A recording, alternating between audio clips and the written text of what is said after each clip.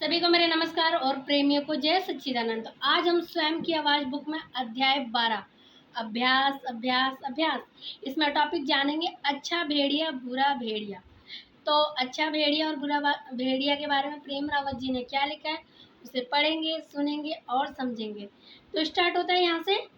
ये हमें एक महत्वपूर्ण बिंदु पर वापस लाता है जो इस पुस्तक के माध्यम से बार बार कहा गया है और वे आत्मज्ञान के अभ्यास में आवश्यक है।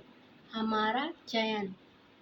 हर पल हमारे पास चुनने का एक अवसर होता है और वह ये है क्या हमारे अंदर जो है अच्छा या बुरा है उस पर हम ध्यान देते हैं या जो सकारात्मक या नकारात्मक है उस पर ध्यान देते हैं।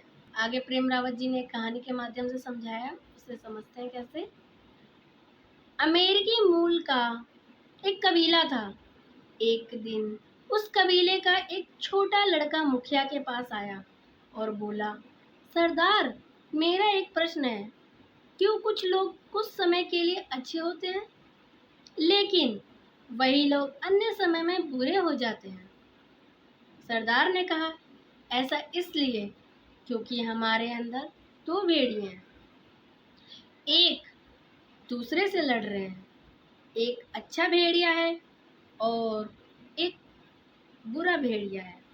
तो लड़के ने कुछ देर तक इस बारे में सोचा, फिर उसने कहा, सरदार, कौन सा भेड़िया जीतता है?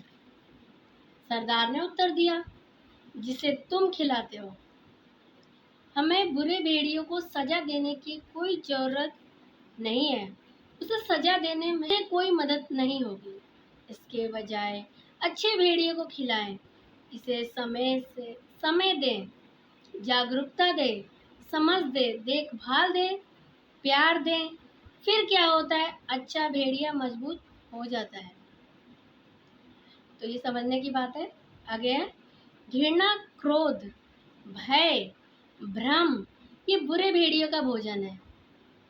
प्यार, खुशी, शांति, स्पष्टता ये अच्छे भेड़िए का भोजन है। यानी कि ये जो कहानी के माध्यम से समझाया प्रेम रावत जी ने कि वो दोनों भेड़िया हमारे अंदर है, अच्छा भेड़िया भी और बुरा भेड़िया भी।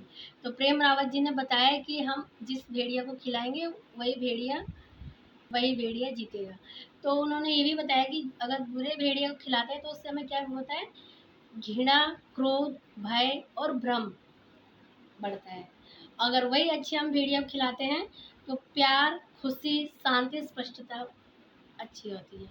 तो ये समझने की बात है। आगे है, इसलिए हमें खुद से पूछना चाहिए, आज हम क्या चुन रहे हैं?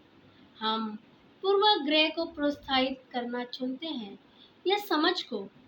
हमें किसे प्रोत्साहित करना चुनते हैं, भ्रम को या स्पष्टता को?